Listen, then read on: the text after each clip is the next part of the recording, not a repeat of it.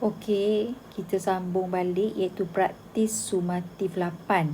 Okey, kita nak tengok praktis sumatif 8 ni. Okey, kita tengok soalan yang pertama. Hierarki taksonomi bagi kucing domestik. Kucing domestik ni kucing yang biasa yang ada kat rumah kita. Ditunjukkan dalam jadual 1. Okey. Ni dia punya contohnya kita tengok dah. Kalau kucing kat rumah kita ni, dia ni alam Animalia, phylum Chordata, kelas Mammalia, order Carnivora, family Felidae, genus Felis, spesies Catus. Berdasarkan jadual 1, apakah nama saintifik yang patut kita bagi pada kucing tadi? So kita ambil nama apa? Felis Catus Nama dia adalah nama ni lah. So awak tulis macam ni lah. Felis Catus. Sebabkan kita tulis tangan, so kita kena garis. Okay, tulis cara macam ni. Tapi tak garis semua, garis Felis satu garisan, Catus satu garisan. Okay, soalan seterusnya. Dengan menggunakan jawapan anda pada soalan 1A, terangkan sistem tata nama binomial yang diperkelaskan oleh Carolus Linnaeus. So, untuk 1B, jawapan dia yang ni. Awak tengok buku teks muka surat 149, point nombor 1. Salin yang point nombor 1 saja. Okey, nombor 3. Nadine telah menemukan 2 spesies amfibia di sebuah hutan, seperti yang telah ditunjukkan dalam gambar foto 2.1. Kedua-dua amfibia ini mempunyai morfologi yang hampir serupa. Morfologi yang hampir serupa tu maksudnya rupa yang hampir sama. Tengok sekali imbas nampak macam sama. Bagaimanakah Nadine boleh tahu kedua-dua amfibia ni adalah daripada spesies yang sama ataupun spesies yang berbeza? Nampak macam sama. Tapi betul ke daripada spesies yang sama ataupun spesies yang berbeza? Okey. Caranya, kita cuba biakkan bersama. Ambil katak ni tadi. Ambil katak yang berbeza rupa ni. Kita biakkan bersama. Kalau mereka ni boleh membiak, maksudnya yang betina tu tadi boleh menghasilkan telur dan menghasilkan anak katak, maksudnya mereka spesies yang sama. Tapi kalau kita cuba dudukkan mereka ni bersama dalam satu tempat dan mereka tak boleh membiak, mereka tu bukan spesies yang sama. Faham ? Cuba biakkan bersama. Itu jawapannya. Nak tengok. Cuba biakkan bersama. Allah, silap. Cuba biakkan bersama. Ni. Cuba biakkan bersama. Jangan berhenti sampai sini je. Betul, awak sambung lah. Jika 2 spesies katak tadi boleh membiak, maka mereka adalah spesies yang sama. Jikalau kedua-dua katak tadi tidak boleh membiak, mereka bukan spesies yang sama. So, awak panjanglah jawapan ni tadi. Okay, saya bagi kata kunci saja. Saya padam ya. Biakkan bersama. Cuba biakkan bersama. Okey, nombor seterusnya. Soalan nombor 3. Gambar foto 3 menunjukkan jenis kulat pada batang pokok. Kulat ini dahulunya dikelaskan sebagai tumbuhan. Namun, kini kulat dikatakan lebih mirip pula kepada haiwan berbanding tumbuhan. Mengapakah kulat dikelaskan ke dalam alam yang tersendiri? Tidak dikategorikan ke dalam alam haiwan. Tidak dikategorikan ke dalam alam haiwan, alam tumbuhan ataupun alam haiwan. kulat ni dia nak kata tumbuhan pun bukan, dia nak kata haiwan pun bukan. Kenapa? Okey, ini jawapan dia. Kulat bukan tumbuhan. Sebab apa kulat bukan tumbuhan? Sebab kulat kita tengok dinding sel dia. Kita tengok dinding sel. Tengok dinding sel. Dinding sel kulat macam mana? Ini saya tulis sikit je. Awak kena sambung daripada aspek dinding sel. Kalau tumbuhan, dinding selnya adalah daripada selulosa. Tetapi kulat, dinding selnya adalah daripada kaitin. So, itu faktor yang pertama. Yang kedua, kulat tiada klorofil. Bila tiada klorofil, dia tak boleh buat proses fotosintesis. So, dia bukan tumbuhan. Seterusnya, kulat juga bukan haiwan. Sebab kulat ni adalah jenis parasit ataupun saprofit yang mencernakan makanan di luar badan dia. Macam ni contohnya saya nak bagi awak faham. Katalah ni batang kayu buruk. Batang kayu. Ni batang. Sini ada kulat. Sini kata ada cendawan kulat ni.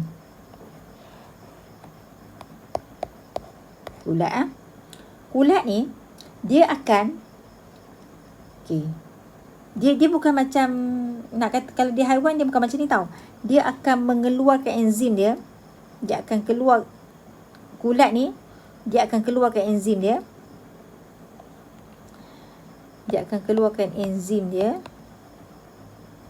Dan dia akan mencernakan benda reput ni di luar. Ni dia akan cernakan, dia akan keluarkan enzim dia. Ni enzim dia ni, dia akan keluarkan enzim dia. Enzim dia akan cernakan batang reput tu dekat luar. Kemudian hasil pereputan daripada enzim kulat ni, dia akan serap masuk dalam badan dia. Kalau haiwan bukan macam tu. Kalau haiwan, katalah ni haiwan, katalah ni kucing, katalah kalau ni haiwan kan. Haiwan dia akan makan. Katalah dia makan ikan. Dia akan cernakan dalam badan dia. Lepas tu dia akan serap masuk dalam usus dia. Ni kalau haiwan. Tapi kulat dia bukan haiwan. Sebab dia akan rembeskan enzim tu di luar badan dia. Dia akan cernakan batang kayu ni dekat luar badan. Lepas pencernaan tu lepas dia dah cernakan batang kayu ni dah jadi bentuk-bentuk ringkas, dia akan serap masuk dalam badan dia. So, dia bukan haiwan. Okay?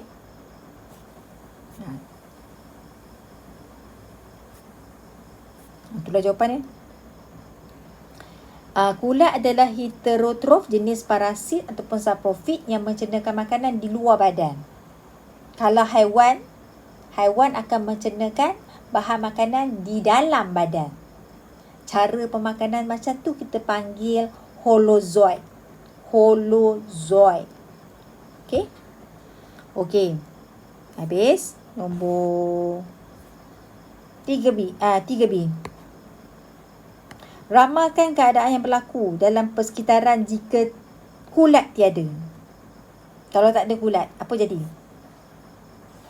Kalau tak ada kulat, proses pereputan tak akan berlaku. Tak adalah berlakunya proses pereputan. Apa akibat dia? Akibat dia dunia akan dipenuhi dengan bangkai-bangkai haiwan, mayat-mayat manusia dan juga timbunan pokok-pokok yang tak reput. Penuh.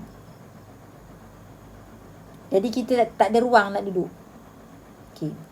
Yang kedua, nutrien dalam benda mati ni tadi tak dapat kembali ke tanah. Contohnya macam ni ya. Contohnya macam ni, saya nak bagi awak faham. Katalah ni pokok. pokok ni dia akan reput.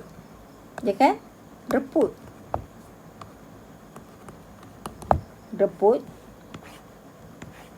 Pokok ni dia akan reput. Kemudian hasilnya ni akan kembali ke tanah. Contohnya nitrogen. Kan? Apa lagi? Contohnya macam-macam lah. Kalium ke. Kan? Sulfur ke. Karbon ke. Akan kembali ke tanah.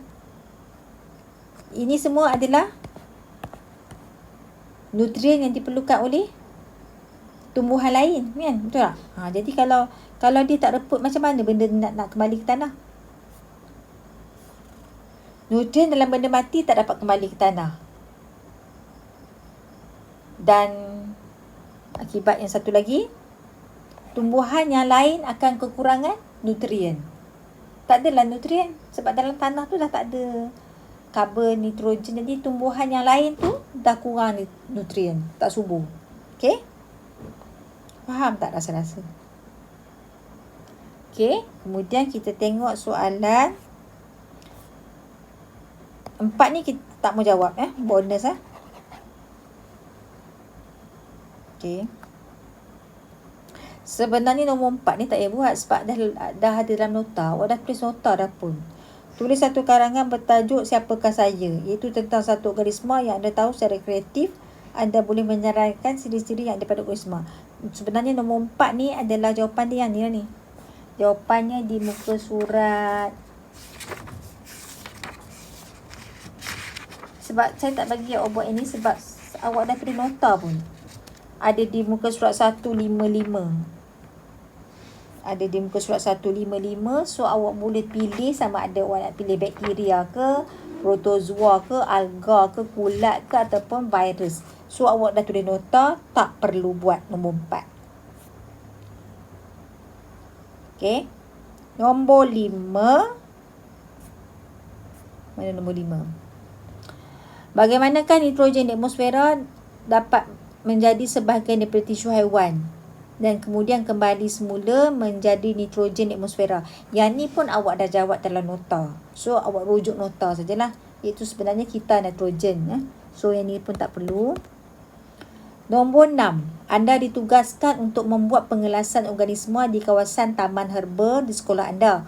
Huraikan kaedah yang boleh digunakan. Kaedah yang boleh digunakan adalah anda gunakan kekunci dikotomi. Guna kekunci dikotomi. Huraian kaedah ni. Huraian kaedah dia macam ni.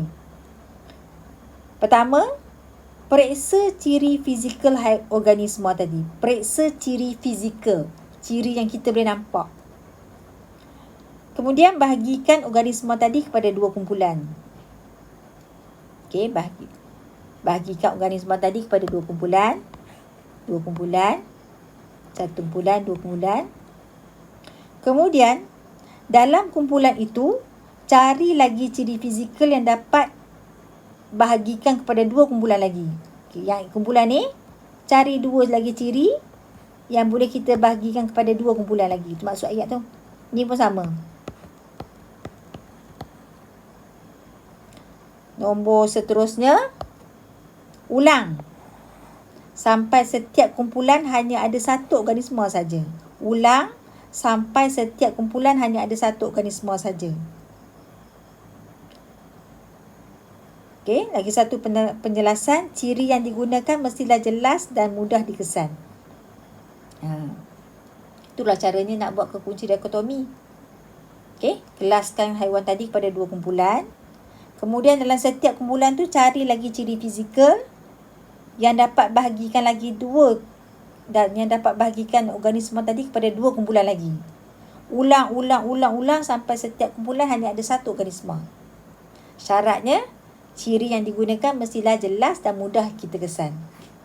Okey? Itu cara kekunci dikotomi. Okey, habis yang tu. Yang ni dah. Yang ni boleh buat. Okey, nombor 7. Cadangkan satu cara untuk menghasilkan racun kimia yang dapat menghapuskan anai-anai. Kita nak bunuh anai-anai saja. Tapi kita tak nak bunuh serangga yang lain. Nak bunuh anai-anai saja. Okey. Contohnya macam ni ya. Dalam buku teks ni dia bagi tahu, kalau kita tengok sini,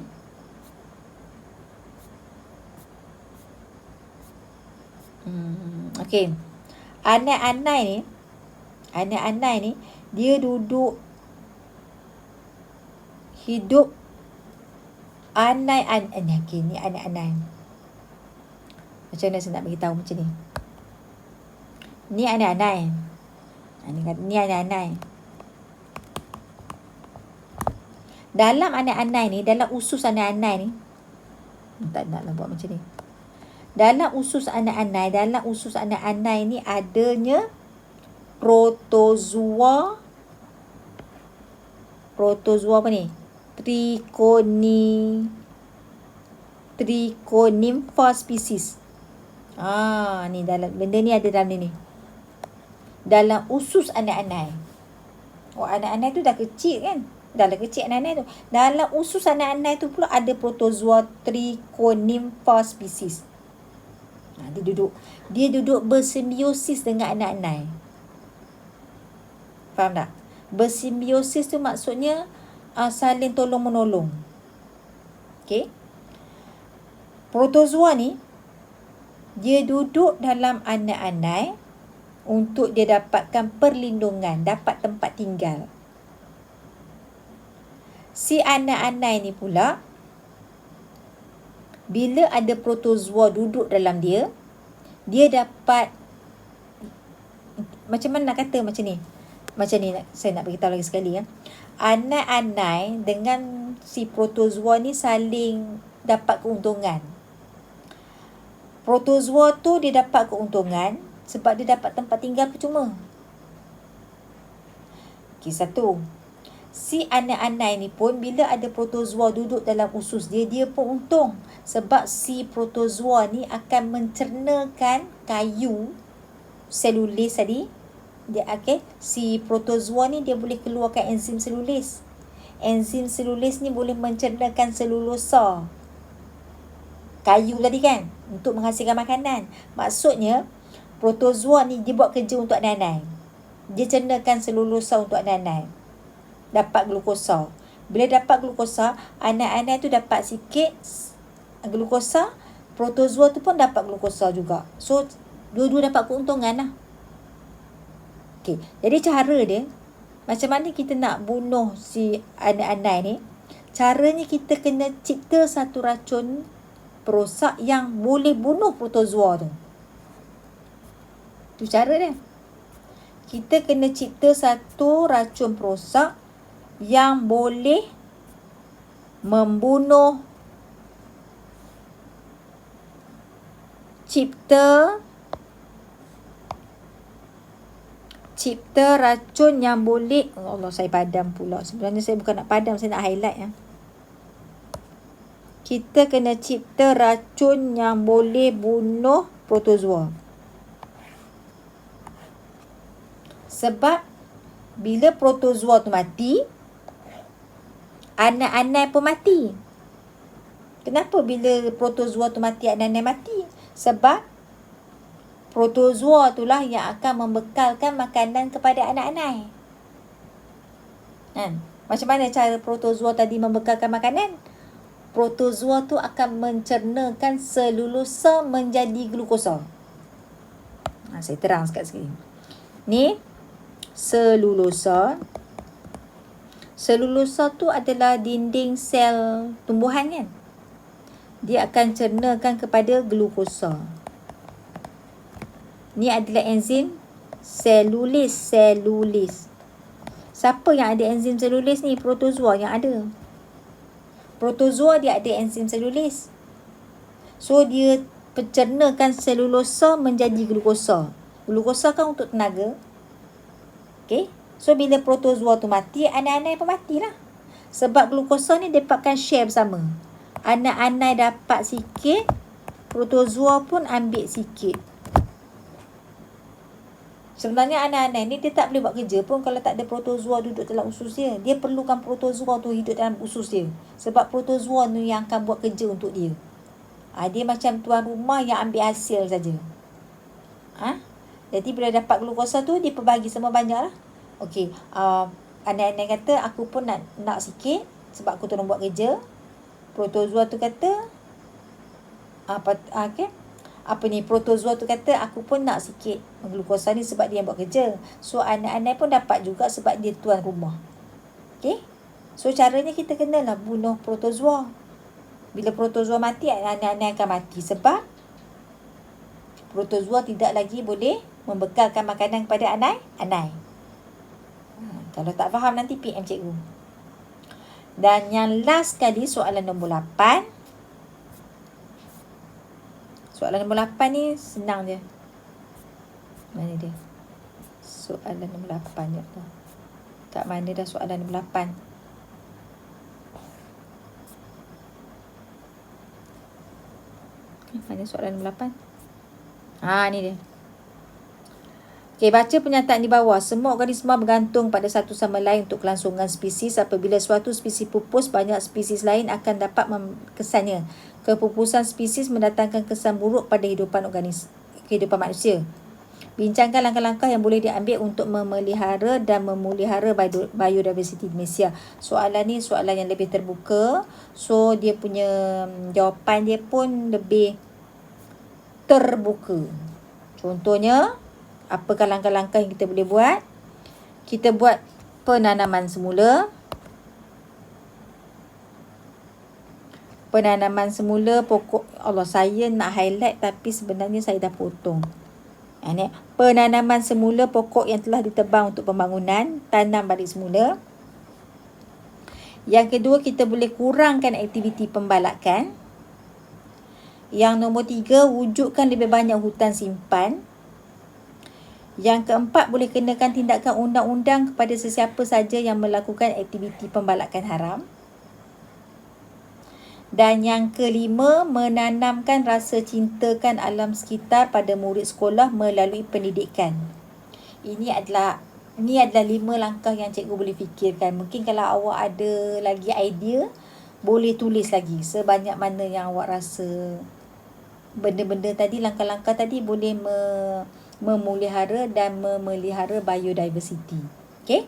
Jadi tugasan anda, saya naklah awak buat praktis sumatif ni.